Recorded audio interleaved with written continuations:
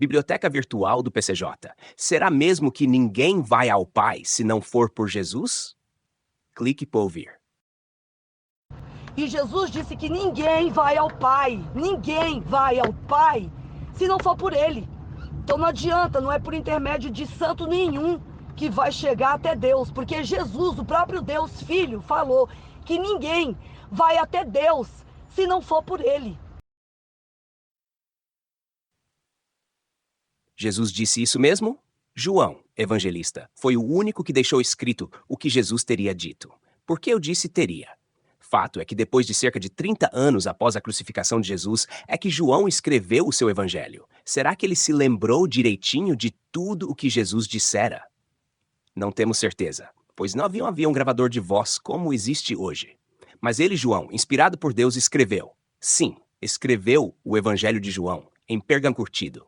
E no idioma grego, e não em hebraico, ou aramaico, ou latim, e muito menos em português. Escreveu em grego porque tal idioma da Grécia já era o mais influente na época. Aliás, todo o Novo Testamento foi escrito em grego. Sim, e cadê esse material original? Onde se encontra? Não se encontra. Ninguém sabe. Se estragou, foi destruído, foi roubado, o certo é que desapareceu. Não foi conservado. Aliás, isso aconteceu com todos os livros do Novo Testamento. Então, não podemos saber exatamente o que foi que João disse que Jesus teria dito. Mas então, como é que nós temos o Evangelho de João e os outros? No início do cristianismo, lá pelo ano 400, como o Império Romano tinha dominando todas as regiões e já tinha imposto o idioma do latim para todos, o Papa Gregório encarregou o frade Jerônimo para que ele fizesse a tradução de toda a Bíblia para o latim. Jerônimo fez e gastou 10 anos até concluir a Bíblia toda, chamada de Vulgata. Todavia, muitas cópias manuscritas de partes da Bíblia existentes nessa época foram feitas em diversos lugares. E a própria Igreja Católica copiou e guardou para si a Bíblia completa, chamada de Codes. E assim, quando hoje se quer estudar a Bíblia ou fazer uma tradução para outros idiomas, são essas cópias, que estão agora bem guardadas em museus, que são utilizadas. E esses manuscritos são agora os únicos originais, os textos mais próximos dos verdadeiros originais da Bíblia Sagrada, de todas as traduções existentes hoje em dia. Até cerca do ano 1500, quando ainda não havia a invenção da tipografia de Gutenberg, as cópias dos textos eram feitas à mão e demoravam muito tempo para isso. E assim, cada cópia podia introduzir alterações nos textos originais. Com a tipografia, poderia-se evitar novos erros ou poderia-se multiplicar para sempre os erros já existentes.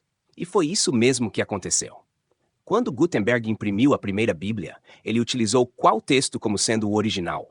Ele copiou a Vulgata, provavelmente, e imprimiu em latim. Logo em seguida, o frade Martinho Lutero protestou contra certos comportamentos da igreja da sua época. E o que ele fez? Ele criou o protestantismo ao deixar de ser católico e cuidou de traduzir a Bíblia disponível em latim para o idioma alemão. E fez isso e mais ainda. Como a imprensa tipográfica já existia, ele conseguiu imprimir centenas de cópias da, digamos, sua Bíblia e espalhou pela Alemanha e outros países tais exemplares. A partir daí, foram surgindo novas traduções e, igualmente, muitas seitas ou igrejas evangélicas por todo o mundo. E isso porque cada pastor lia a Bíblia traduzida que ele tinha em mãos e interpretava os textos bíblicos como ele achava que devia ser o certo.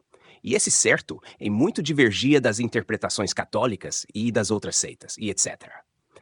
Então, podemos saber realmente o que foi que Jesus disse? Fato é que a maioria das traduções bíblicas existentes não diz ninguém vai ao Pai. Não usa o verbo ir, mas usa sim o verbo vir. Ninguém vem ao Pai. Dizer vai e dizer vem é a mesma coisa? Claro que são diferentes. Então, a grande maioria traduziu o texto para ninguém vem ao Pai, inclusive a Vulgata. Então, essa é que deve ser a tradução mais correta. Todavia, hoje em dia, nós vemos muita gente usar o texto ninguém vai ao Pai, como se esse fosse exatamente o que Jesus teria dito. E ainda afirmam com convicção, ele disse isso. E por conta disso, criaram um motivo para não ter uma devoção a Maria, mãe de Jesus, achando que assim fazendo, estariam agindo certo, já que Jesus completou a frase dizendo, ninguém vai ao Pai, senão por mim. Então, para que Maria? É a lógica dessas pessoas. E agora? Se Jesus não disse vai e sim vem, Nota, eu, Carlos, pesquisei João capítulo 14, versículo 6 em cerca de 30 bíblias diferentes, em casa e pela internet, e em apenas 4 delas encontrei a tradução como sendo vai ao Pai. Então ninguém vai ao Pai, e sim, vem ao Pai. Mas afinal, onde está o Pai?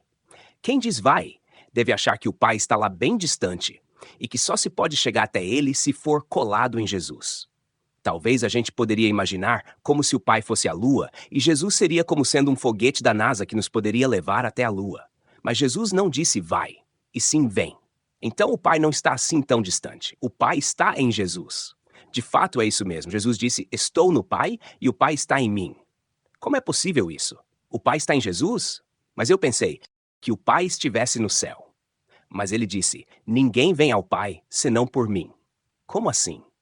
Talvez a gente poderia imaginar como se Jesus fosse, digamos, como uma mulher grávida, com o bebê dentro dela. Então podemos dizer que ninguém chega perto desse bebê sem que se chegue perto dessa mãe? Você concorda? Igualmente, se o Pai está dentro de Jesus, só podemos ir ao Pai indo a Jesus. É por isso ele disse: ninguém vem ao Pai senão por mim. Mas, para que a gente entenda melhor o contexto da frase em que Jesus disse isso, vamos ler o texto bíblico todo? Pegue sua Bíblia e o trecho do Evangelho de João. Jó 14, 1-12. Vou copiar aqui esse trecho como está na Bíblia de Jerusalém, mais utilizada para estudantes. Capítulo 14, 1. Não se perturbe o vosso coração. Crede em Deus. Crede também em mim. 2. Na casa de meu pai há muitas moradas.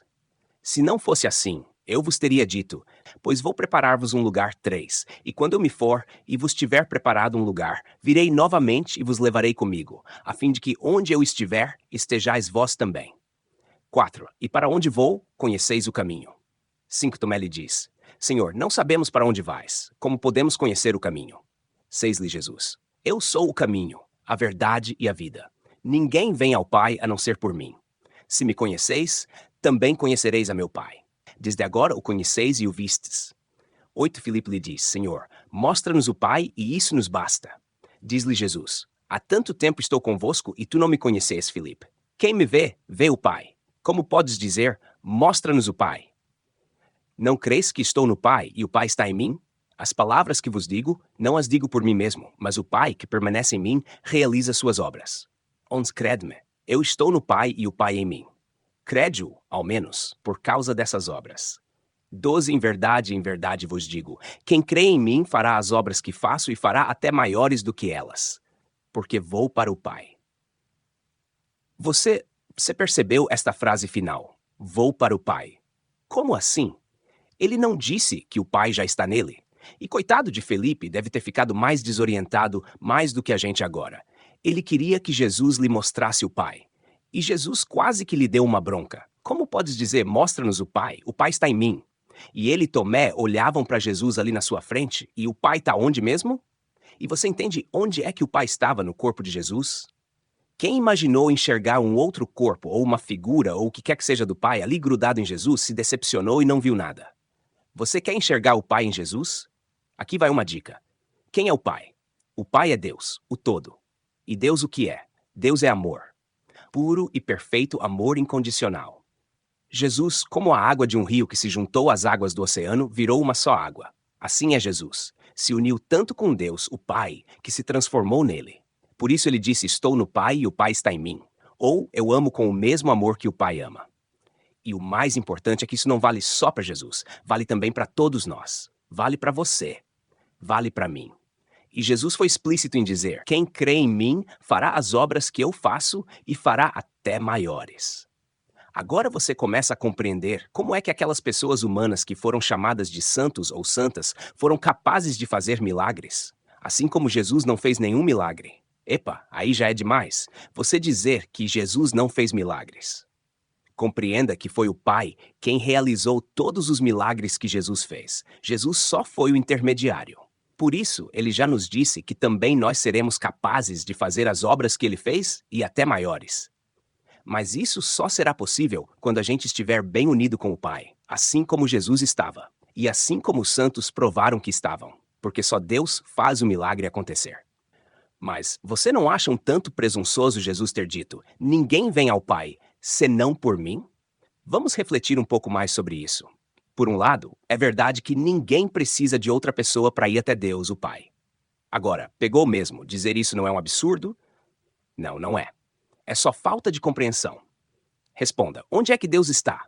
Se você acha que Deus só está lá no céu, bem distante, é verdade, mas não é toda a verdade.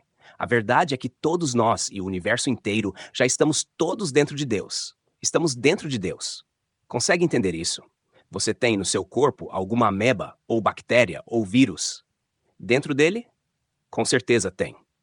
Igualmente, todos nós somos como esses seres microscópicos dentro do corpo de Deus. E ninguém pode conseguir sair de dentro de Deus ou desse corpo. Porque se isso acontecer, essa pessoa simplesmente deixa de existir. Mas é importante também ter consciência de que esse corpo é imenso e tem muitos membros, assim como o nosso corpo humano.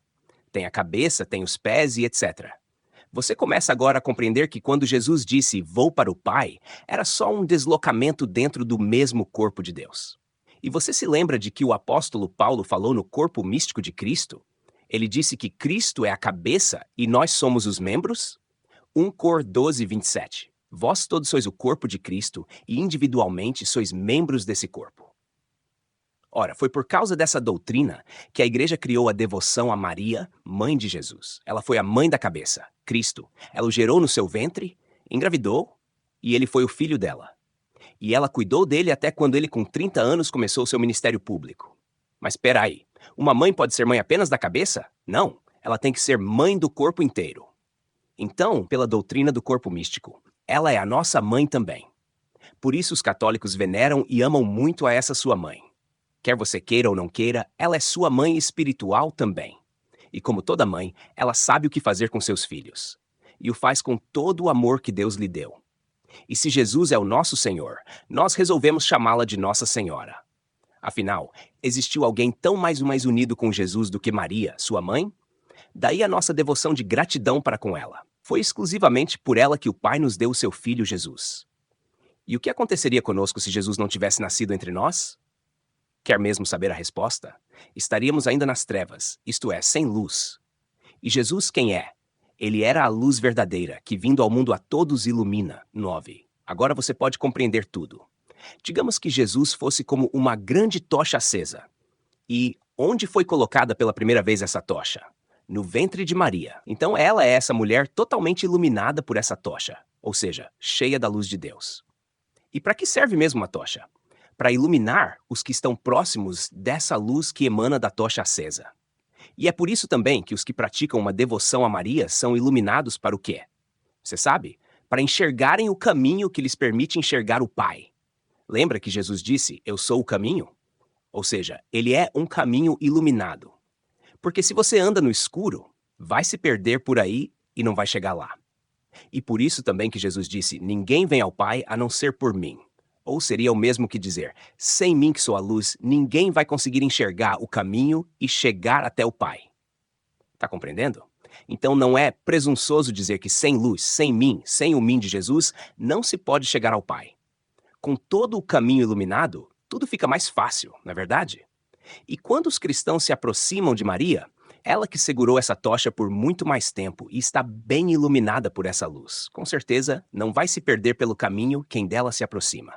Infelizmente, nossos irmãos evangélicos ainda não compreendem isso, mas vão compreender qualquer dia desses. Tomara. Mas enfim, é já tendo essa luz espiritual em nossa vida que podemos fechar os olhos em meditação e acessar o Pai. E podemos dizer com certeza, onde eu estou, Deus está. Pois isso é verdade absoluta. Você nem precisa ir a um culto ou uma igreja-templo para se encontrar e falar com Deus. Ele já está em você e você já está nele. Igualzinho como Jesus disse, "Eu estou no Pai e o Pai em mim", acredite. Ah, mas aí você pode dizer, "Mas Jesus era Deus e eu não sou". Seu burrinho ou sua burrinha ignorante, você também é Deus. Você ainda não sabe disso. O que diz a Bíblia?